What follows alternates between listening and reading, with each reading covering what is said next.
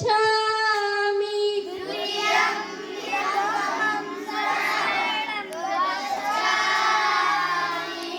द्वितीयम्पि संघं शरणं गच्छामि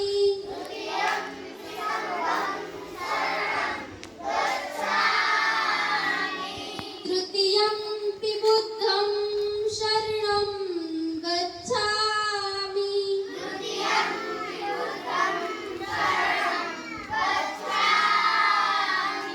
तृतीयम्पि धम्मं शरणं गच्छामि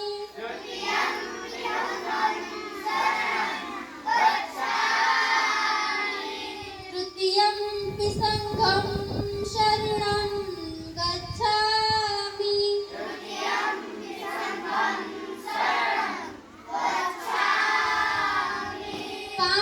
पाणातिपाता वेरमणि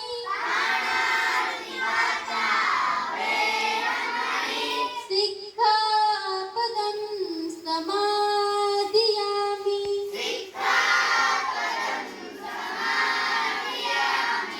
अदिन्नदाना वेरमणि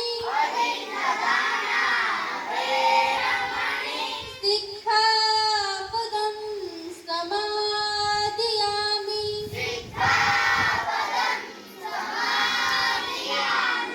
कामेषु मिथ्याचारा वेरमणि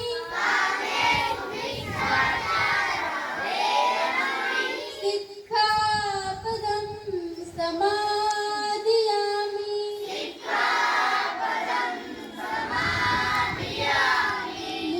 मुषावादा वेरमणि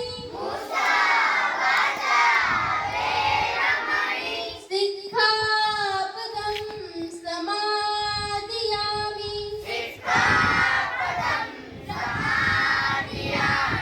सूरामेरय मद्यपमादिठाणा वेरमणि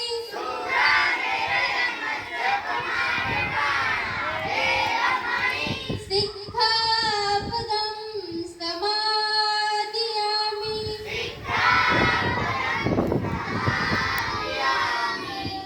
सप्पापस्य करणं कुशलस्य उपसम्पदा सचित्रपर्योदपणम्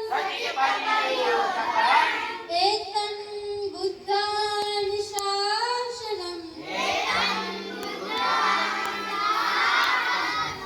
साधु साधु साधु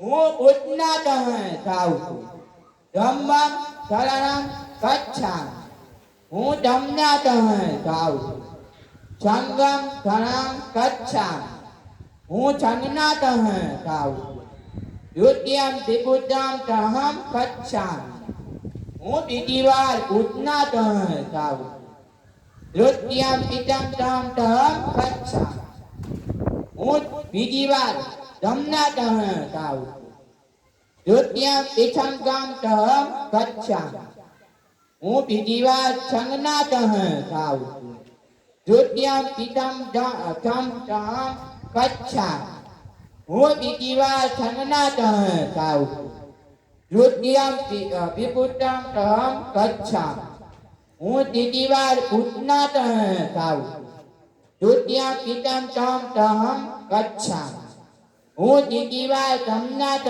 થાઉં છું તૃતીયં પિછંગં તહં ગચ્છામિ હું ત્રીજી વાર સંઘનાથ થાઉં છું પાણાતિપાતા વેરમણિ સિક્ખાપદં સમાદિયામિ કે હું પ્રાણી કે જીવ ની ઈચ્છા કે હત્યા ન કરવાની ગૌતમ બુદ્ધ પાસે શિક્ષા ગ્રહણ કરું છું અદિન્નદાના વેરમણિ સિક્ખાપદં સમાદિયામિ હું ચોરી ન કરવાની ગૌતમ બુદ્ધ પાસે શિક્ષા ગ્રહણ કરું છું કામે સુમિચ્છાચારા વેરમણિ સિક્ખાપદં સમાદિયામિ હું વ્યભિચાર અથવા ખરાબ સ્ત્રી ઉપર ખરાબ નજર ન નાખવાની કૌટુંબિક પાકે પ્રતિજ્ઞા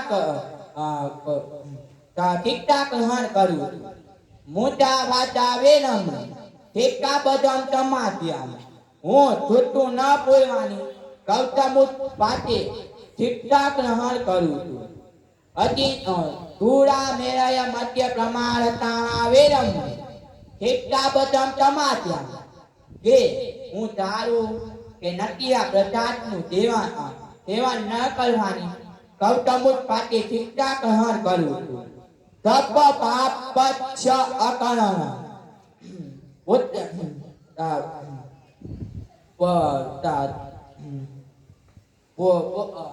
તારી ઠીકઠાક ગ્રહણ કરી તતિ ઉથળતા ઉત્સમ બધા પોતાના મનને પવિત્ર રાખવું પછી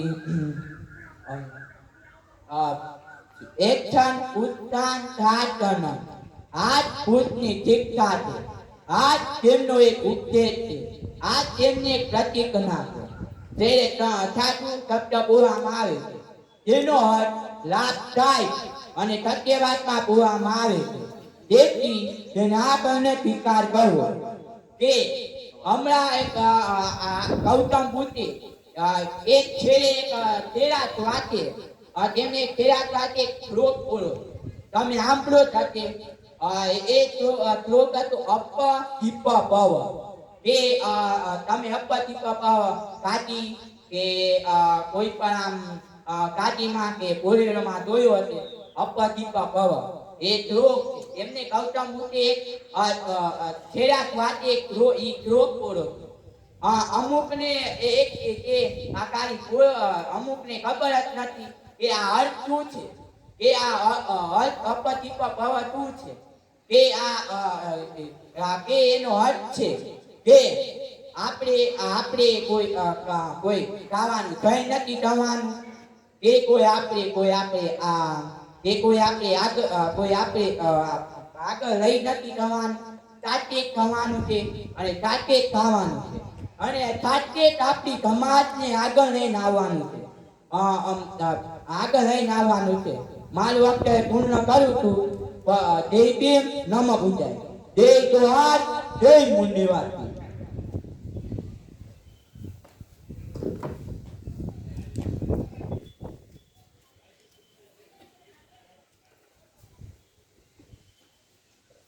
જય ભીમ નમો બુદ્ધાય. આજે હું તમને એવા માણસ વિશે થોડું જણાવીશ કે જેમણે સમગ્ર ભારત જીતી લીધેલ હતું કે તેમણે એવી જીત્યું કે આ સુધી કોઈ પણ ન જીતી શક્યું તે હતું કલિંગ યુદ્ધ અને તે હતા સમ્રાટ અશોક પ્રાચીન ભારતના મૌર્ય વંશના રાજા હતા અને સમ્રાટ અશોક તરીકે ઇતિહાસમાં જાણીતા છે. તેમના સમયમાં મૌર્ય સામ્રાજ્ય ઉત્તરમાં હિન્દુ કુશની પહાડીઓથી દક્ષિણમાં ગોદાવરી નદીના દક્ષિણ તથા મૈસૂર સુધી અને પૂર્વમાં બાંગ્લાદેશ જીતી લીધેલ હતું કે જે તે સમયનું સૌથી મોટું મુખ્ય વિશાળ સામ્રાજ્ય હતો. અશોકના શિલાલેખો સૂચવે છે કે કલિંગ યુદ્ધના થોડા વર્ષો પછી સમ્રાટ અશોક બૌદ્ધ ધર્મ તરફ આકર્ષ્યા. બૌદ્ધ દંતકથાઓ તેમને મોટી સંખ્યામાં સ્તૂપ સ્થાપવા અને ત્રીજી બૌદ્ધ પરિસ્થિતિને સમર્થન આપવા અને સંઘને ઉદારદાન આપવાનો શ્રેય આપે છે. ઐતિહાસિક સમ્રાટ તરીકે અશોકનું અસ્તિત્વ લગભગ ભૂલી ગયું હતું, પરંતુ 19મી સદીને લખાણના સ્ત્રોતોના અર્થઘટન પછી અશોક મહાન ભારતીયોમાંના પ્રતિષ્ઠા ધરાવે છે. બસ આટલું જ કહીશ. જય ભીમ નમો બુદ્ધાય.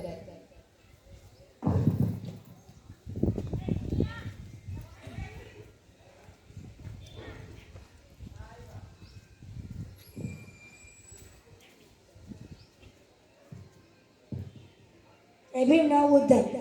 આજે હું તમને એવા માનવ વિશે જણાવવા જઈ રહ્યો છું કે જેમને આજે હું તમને क्रांतिकारी वीर मेघमाय से थोड़ा जनाविश. हमारे गले में आंधी और पीछे झाड़ू छुड़ाने की आजादी देने वाले वीर मेघमाय को सत सत नमन. कभी प्रश्न કર્યો છે કે છઠના દિવસે રાંધવાનું શું કામ, સાતમના દિવસે ઠંડુ શું કામ ખાવાનું અને આઠમના દિવસે મેળા ઉજવણી શાની?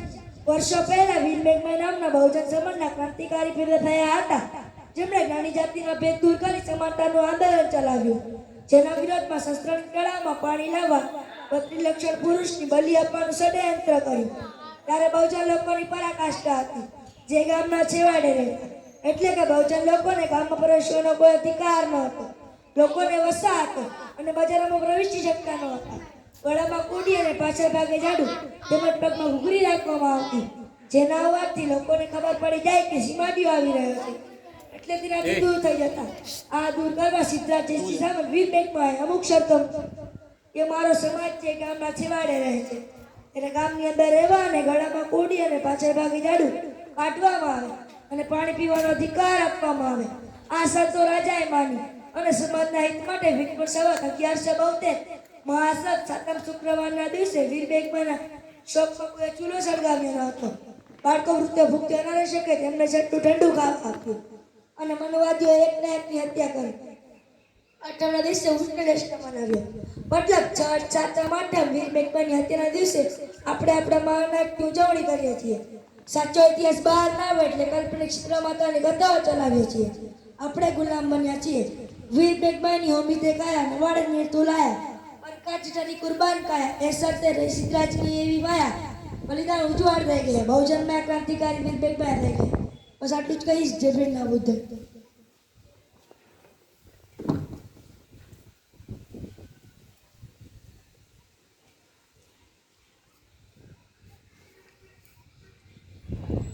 જય ભીમ નમો બુદ્ધાય. મારું નામ ખુશાલી છે. હું ધોરણ 8 માં અભ્યાસ કરું છું. આજે હું તમને જે સ્ત્રી વિશે વાત કરવા જઈ રહી છું તે એક માત્ર નામ નથી, તે એક લાગણી છે, તે એક સંઘર્ષ છે, તે એક શક્તિ છે. ત્યાગ, બલિદાન અને કરુણાની મૂર્તિ માત્ર રમાબાઈ, જે પોતે અંધારામાં રહીને બીજાને પ્રકાશ આપે છે. તે માતાઓ તો ઇતિહાસમાં નહીં પણ દિલોમાં પણ જીવિત રહ્યા છે. ત્યાગ, બલિદાન અને કરુણાની મૂર્તિ. માતા રમાબાઈનો જન્મ ગરીબ પરિવારમાં થયો હતો. બાળપણમાં માતા પિતાનો સાથ છૂટી ગયો, પણ છતાં પણ તેમણે ક્યારેય ફરિયાદ ન કરી. એપ્રિલ 1908માં તેમનું લગ્ન ડોક્ટર બાબા સાહેબ આંબેડકર સાથે થયું. આ લગ્ન માત્ર પતિ પત્નીનો સંબંધ ન હતો. આ લગ્ન એક સંઘર્ષની ભાગીદારીનો હતો. જ્યારે બાબા સાહેબ વિદેશ અભ્યાસ કરવા ગયા ત્યારે માતરમા એકલે ઘરની દરેક જવાબદારી સંભાળી લીધી અને ઘણા દિવસો તેવા હતા કે ઘરમાં ખાવા માટે પણ કાંઈ ન હતું. તેઓ ભૂખ્યા રહીને પોતાના પતિના સપનાને જીવિત રાખ્યા. એક માતા માટે સૌથી મોટું દુઃખ શું હોઈ શકે? પોતાના બાળકોને ગુમાવવું. માતરમાએ આ દુઃખ પણ સહન કર્યું, પણ પૈસાની તંગીના કારણે તેમણે પોતાના પુત્રને અંતિમ વિદાય પણ ન કરી શક્યા હોત. આટલા બધા દુઃખ વચ્ચે પણ તેમણે બાબા સાહેબને કહ્યું, તમે મારી ચિંતા ન કરો, તમે સમાજ માટે લડો. મારી માતાઓ અને બહેનો, માતારમા શીખવે છે કે શક્તિ માત્ર અવાજમાં નથી, સહન શક્તિમાં પણ હોઈ શકે છે. સ્ત્રી માત્ર ઘરની જાણીતી નથી, તે ઇતિહાસ બને છે. જ્યારે સ્ત્રી મજબૂત બને ત્યારે આખો સમાજ મજબૂત બને. જો સ્ત્રી મક્કમ થાય તો પહાડ પણ ઝૂકી જાય, તેના હાથના આંસુમાં પણ શક્તિ છૂટી જાય. માતા રામાનું જીવન માત્ર કથા નથી, તે એક સંઘર્ષનો પાઠ છે, તે એક સાચી શક્તિનું ઉદાહરણ છે. માતા એક પુરુષ પાછળ એક સ્ત્રી હોય છે, પણ અહીં એક સ્ત્રી પાછળ આખું સમાજ આગળ વધ્યું. બસ એટલું જ કહીશ. જય ભીમ નમો બુદ્ધાય.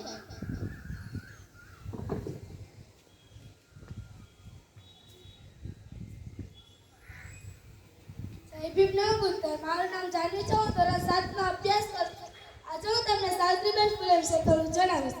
ભારતની પ્રથમ મહિલા શિક્ષિકા અને મહાન સામાજિક કાર્યકર્તા માતા સાવિત્રીબાઈ ફૂલેનો જન્મ ભારતની પ્રથમ મહિલા શિક્ષિકા અને મહાન સામાજિક કાર્યકર્તા માતા સાવિત્રીબાઈ ફૂલેનો જન્મ સતારા જિલ્લામાં થયો હતો. તેઓ ભારતના પ્રથમ મહિલા શિક્ષિકા હતા. પોતાના પતિ અને મહાન સમાજ સુધારક જ્યોતિબા ફૂલેના સહકારથી તેમણે સ્ત્રી શિક્ષણ માટે नोंद कार्यपत्र કર્યું। नमन कर हम सावित्री बाई को जिसने नारी शिक्षा की अलग जगाई, अज्ञानता का काल दूर कर उसने ज्ञान की ज्योत जलाई, शिक्षा पाकर सबको समझाया कितनी जरूरी होती है पढ़ाई, दीवार परंपरा को तोड़कर उनके खिलाफ आवाज उठाई, देश के लिए अच्छे काम करके मां समाज से विकल्प बनाई, स्त्री अधिकार को लड़ना सिखाया, वो क्रांति ज्योति माता सावित्रीबाई फूले कहलाई। आज हूँ तमने एवी स्त्री विશે જણાવવા જઈ રહી છું જેમને જ્ઞાની દેવી અને રાષ્ટ્રમાતા કહેવામાં તે કઈ ખોટું નથી। આજના સમયમાં તે જ્ઞાની દેવી માતા સરસ્વતીને માનવામાં આવે છે, પણ તે સરસ્વત ખોટું છે। જો કોઈને જ્ઞાની દેવીનું વિરુદ્ધ કરવું જોઈએ તે માતા સાવિત્રીબાઈ ફૂલે છે।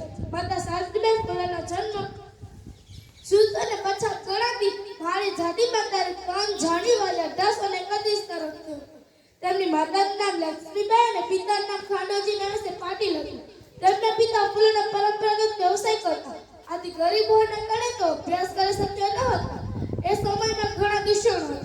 એ દૂષણમાં બાળવીની પ્રથા પણ હતી. એ બાળવીની પ્રથામાં દીકરા અને દીકરીના લગ્ન બાળ અવસ્થામાં જ કરી દેવામાં આવતા. આથી 9 વર્ષની સાવિત્રીબાઈ ફૂલેના લગ્ન 12 વર્ષના જ્યોતિબા ફૂલે સાથે થયા. લગ્ન બાદ તેઓ પુણે આવ્યા. પુણે આવ્યા બાદ માતા સાવિત્રીબાઈ ફૂલેમાં અભ્યાસ માટેની લાગણી જોઈ તેથી પ્રભાવિત થઈને ઘરે દસ્તક જ્ઞાન આપવાની શરૂઆત કરી. જ્યોતિબા ફૂલે માતા સાવિત્રીબાઈ ફૂલેને ભારતના પ્રથમ મહિલા શિક્ષિકા બનાવવા માંગતા હતા. આથી હિંમતનગર પુણમાં તે પ્રશિક્ષણ આપવાની શરૂઆત કરી. તેવા સમયમાં દીકરીઓને પગની તળેટી સમાન ગણવામાં આવતી હતી. તેવા સમયમાં તેઓ એ જ કાર્ય કર્યું. સહાજીને કિચડ ગોબર પત્તર का माल उतना चाह समाज से मिस्त्री शोध कर भारत की प्रथम महिला जो कहलाती कन्या की शिक्षा के लिए समाज से भी लड़ जाती. તે જ્યોતિબા ફૂલે સાથે મળીને 1848 માં પુણેના ભીલવાડામાં પ્રથમ કન્યા શાળાની સ્થાપના કરી અને મધ્ય અને લિંગના આધાર પર થતા લોકો સાથે અનુચિત વ્યવહાર અને ભેદભાવને સમાપ્તનું કાર્ય કર્યું. પતને સમાજમાંથી બહિષ્કાર કરી દેવામાં આવ્યો. પરંતુ સાવિત્રીબાઈ ફૂલે હિંમત ન હારી. જ્યોતિ મુસલ્લત કહી જય ભીમ.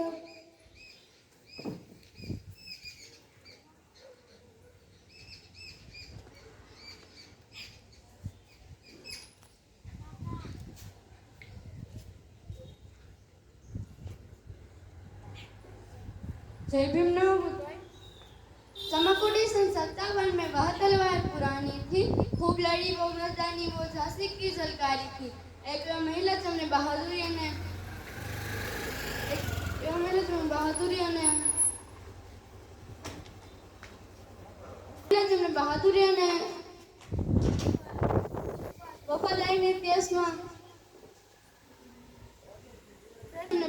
અને વફાદારીને ઇતિહાસમાં સ્થાન ન મળ્યું પરંતુ સામાન્ય લોકોને હૃદયમાં સ્થાન આપ્યું. આજે હું તમને એવી વીરોની વાત કહીશ તે સમયમાં દીકરીઓને સાપનો ભારો માનવામાં આવતો હતો. તે સમયમાં ઝલકારીબાઈ ભારતનો ઇતિહાસ રચી નાખ્યો હતો. તેમના સાહસ, શૌર્ય અને સમર્પણથી જ ભારતીય ઇતિહાસના પાના સ્વરૂપિત બની ગયા હોય તેવા એક વીરાંગના એટલે કે ઝલકારીબાઈ. ઝલકારીબાઈનો જન્મ ઝાંસીના થોડા અંતરે આવેલા ભોજલા ગામમાં તારીખ 22 નવેમ્બર 1830 થયો હતો. તેમની માતાનું નામ ધન્યાબાઈ અને પિતાનું નામ મૂળચંદ હતું. પિતા મૂળચંદ ઘરે જ કાપડ વણતા અને માતા ધન્યા અન્ય ઘરકામ કરતા. તેઓ તેમના માતા પિતાનો એકમાત્ર સંતાન હતા. તેથી તેમનો ઉછેર ખૂબ જ લાડપ્રેમથી કરવામાં આવ્યો હતો. તેઓ નાના હતા ત્યારે તેમની માતાનું મૃત્યુ થઈ ગયું હતું. તેથી તેમના પિતાએ તેમના દીકરાની જેમ ઉછેરી હતી અને ઘોડે સવારી અને હથિયાર ચલાવવાની તાલીમ આપી હતી.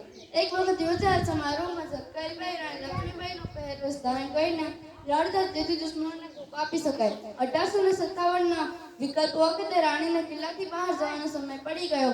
ઝલકારીબાઈ રાણી લક્ષ્મીબાઈનો પહેરવેશ ધારણ કર્યો તેથી દુશ્મનોને ધોખા આપી શકાય. जाकर रण में ललकारी थी वह झांसी की झलकारी थी. गोरों को लड़ना सिखा गई वह रानी बन सौगंध दिखा गई. इतिहास में झलक रही वो तो भारत की सरनारी थी. ઝલકારીબાઈ દુશ્મનોના હાથે પકડાતા તેમને ફાંસીની સજા આપવામાં આવી. કેપ્ટને ઝલકારીબાઈને કીધું, ફાંસીની સજા આપવા પહેલા તમારે કઈ કેવું છે? ઝલકારીબાઈએ કીધું, મારે જેવી બહાદુરી 1% પણ મહિલા બતાવે તો અંગ્રેજોને ભારત છોડીને જવું પડે. બસ એટલું જ કહીશ. જય ભીમ નમો બુદ્ધાય.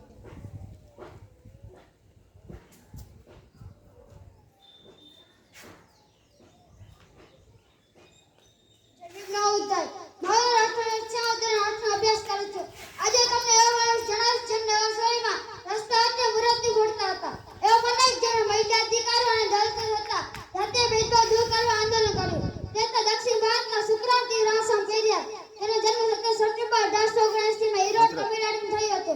તેનો પરિવાર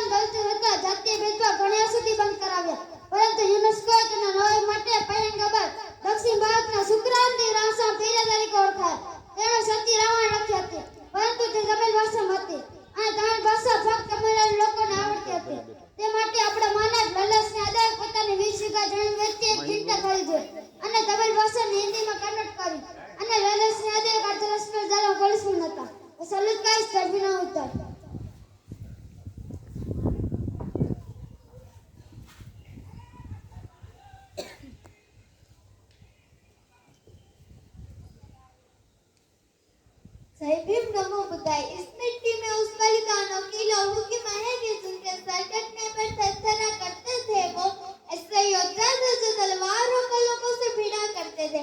जहाँ कोई सोच भी सकता था कि जंगलों और पहाड़ों में बलि पड़ी एक बालिका देश की आजादी के लिए अपने प्राणों की आहुति दे गई, वहीं से निकली एक चिंगारी जिसने शिक्षा, स्वाभिमान और बलिदानों की मिसाल दिया थी। उसे युगों युगों तक याद किया जाएगा। कालीबाईનો જન્મ જૂન 1935માં થયો હતો।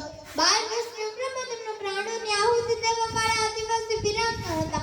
ડુંગરપુર રાજ્યમાં કોઈ શાળા ન હતી, પરંતુ આદિવાસી લોકોને શિક્ષણ આપવા માટે નાના ભાઈ ભીલતિયાએ એક શાળા ખોલી હતી, જ્યાં કેટલાક બાળકો અભ્યાસ કરવા આવી રહ્યા હતા। મહારાવે આદેશ આપ્યો કે બધી શાળા બંધ કરવામાં આવે। મહારાવ બોલ્યા કે જો બધા બાળકો શિક્ષિત થશે તો તેમનો પતિ ભયંકર થઈ જશે, તેમના અધિકારો માંગવા લાગશે। તો પણ નાના ભાઈએ શાળા ચાલુ રાખી તો તેમને બંદૂક વડે મારવામાં આવે છે। તો પણ નાના ભાઈ ન માનતા તો તેમને ટ્રક વડે બાંધીને ખસેડવામાં આવે છે। ત્યાં બધા લોકો જોઈ રહ્યા હોય છે, પરંતુ કોઈની હિંમત ન થતી કે પોલીસ સામે બોલી શકે। ત્યાં તો કાલીબાઈ આવી પહોંચે છે અને બોલી ઉઠે છે કે મારા ગુરુજીને કેમ ખસેડવામાં આવે છે। ત્યાં એક અંગ્રેજ બોલે છે કે તેમને કહ્યું હતું કે તમારે તેમની શાળા બંધ કરી નાખવામાં આવે, તો પણ તેમને શાળા ચાલુ રાખી, તેથી તેમને ખસેડવામાં આવે છે। ત્યાં જ કાલીબાઈ આવી દાંતરડા વડે દોરી કાપી તેમના ગુરુજીને બચાવી લે છે અને અંગ્રેજો તેમના પર ગોળીઓનો વાર કરવા લાગે છે અને કાલીબાઈ ત્યાં જ મૃત્યુ પામે છે। બસ આટલું જ કહીશ। જય ભીમનો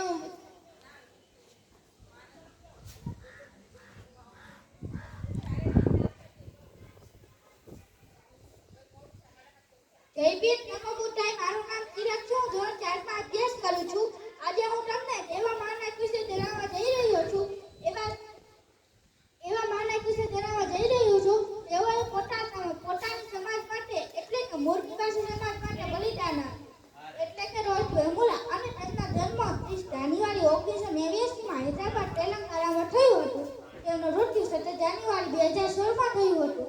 હૈદરાબાદ સેન્ટરના યુનિવર્સિટીના સમાજશાસ્ત્ર વિભાગ પીએચડી કરતા અને ક્રાંતિકારી વિચારો ધરાવતા અને જાતિવાદી વ્યવસ્થાનો વિરોધ કરતા રોહિત વેમુલા અને તેમના 4 સાથીઓ યુનિવર્સિટીના કેમ્પસમાં પ્રવેશ પર પ્રતિબંધ લગાવીને તેમને સસ્પેન્ડ કરી દેવામાં આવ્યા।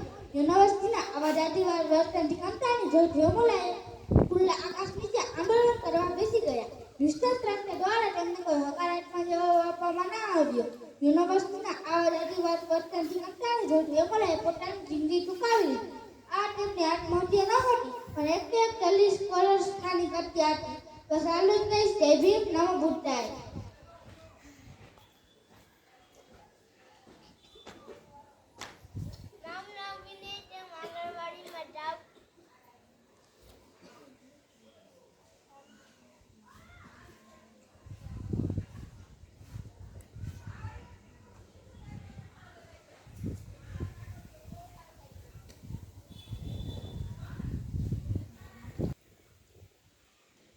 માનવ રુદ્ર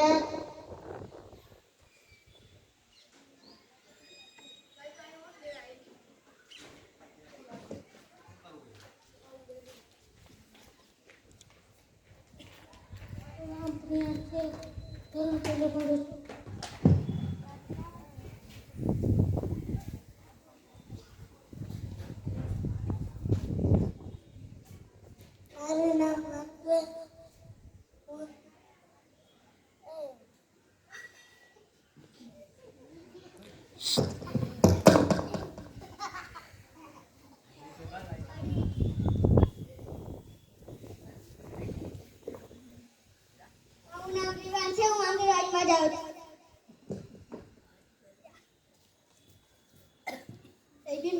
મારું નામ મકવાણા આરતી છે, હું ધોરણ 5 માં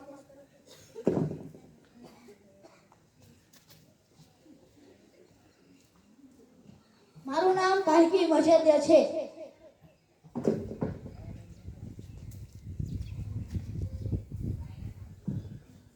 મારું નામ જેને છે, હું ધોરણ 2 માં અભ્યાસ કરું છું।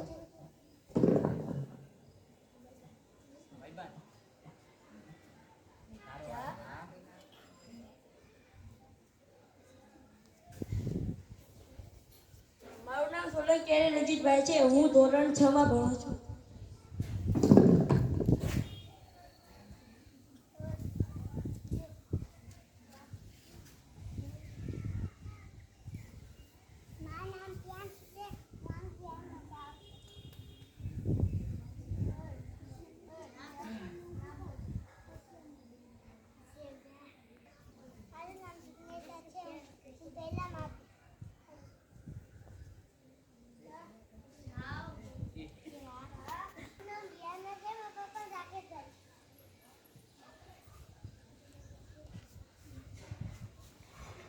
દીપિકાબેન વિજયભાઈ ભાગી, દક્ષાબેન વિજયભાઈ ભાગી,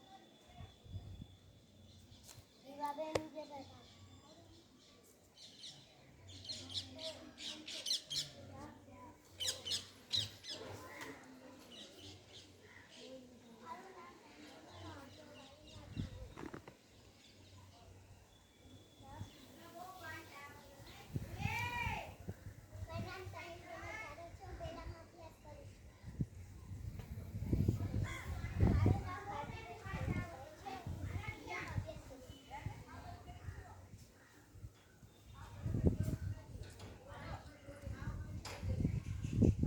જય ભીમ નવા બુદ્ધ. મારું નામ દિવ્યાંશી છે. હું ધોરણ 2 ભણું છું.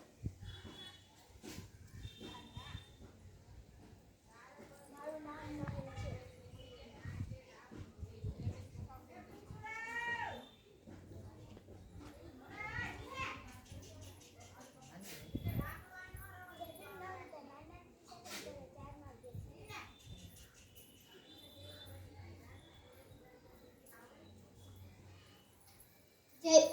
જય ભીમ નવોદય. મારું નામ વાજા જીનલ છે. હું ધોરણ 3 અભ્યાસ કરું છું.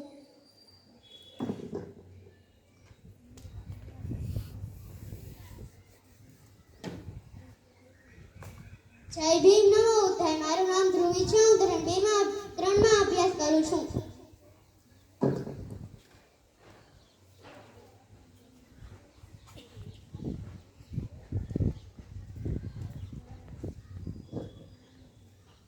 જય ભીમ નમો બુદ્ધાય. મારું નામ વોરાતિશા છે. હું ધોરણ 6 માં અભ્યાસ કરું છું. આજે હું તમને શાહિદ વીર મહાપુરુષ મેઘમાયા વિશે થોડુંક જણાવીશ. તેમનો જન્મ ઈસવીસન 1145 ભાદરવા સુદ નવમમાં થયો હતો. તેમનું મૃત્યુ ઈસવીસન 1194 મહાસુદ સાતમના દિવસે થયું હતું. વીર મેઘમાયાનો જન્મ ગુજરાતના રાજ્ય ધોળકા તાલુકાના રાનોડા ગામમાં મેઘવાળ પરિવારમાં થયો હતો. ત્યારે ગુજરાતનું પાટનગર પાટણ હતું અને પાટણની ગાદી 12મી સદીમાં સિદ્ધાર્થ જયસિંહ શાસન કરતો હતો. આ સમયે ઓછું સમાજ પર ભયાનક દર્દનાક અત્યાચાર થતો હતો. તેઓને કોઈ પણ પ્રકારના માનવીય હક આપવામાં ન હતા. ત્યારે વીર મેઘમાયાએ પોતાના સમાજને આ અત્યાચારોથી મુક્ત કરવા માટે સમાજના યુવાનોને જાગૃત કરવાનું મિશન ચાલુ કર્યું. આ વાત રાજા ઉચ્ચ જાતિને સેનાપતિને ખબર પડી. તેથી દરમિયાન જ પાટણ થોડી કોલ પાગી ફિર ગરમી નો થાય વાયર પલાંગ તેણે વીર મેઘમાયાને મારી નાખવાનો પ્લાન બનાવ્યો.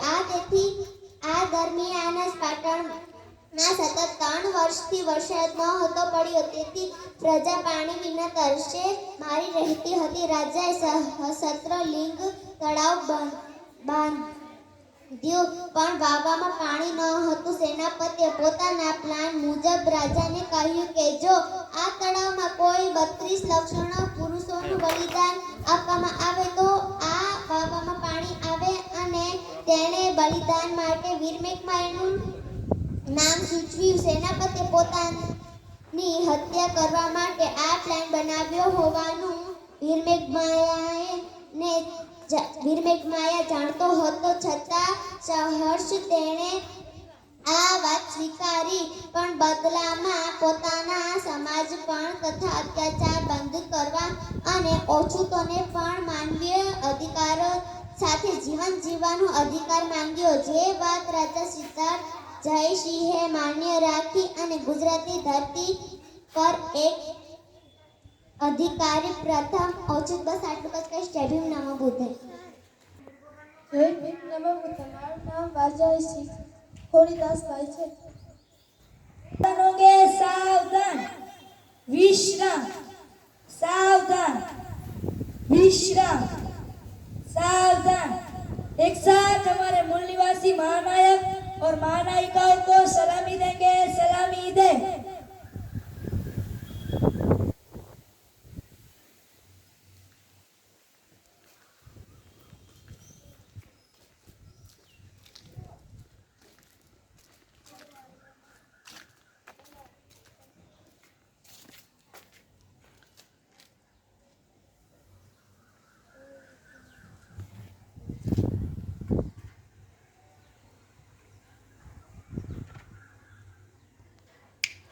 डाउन विश्राम जय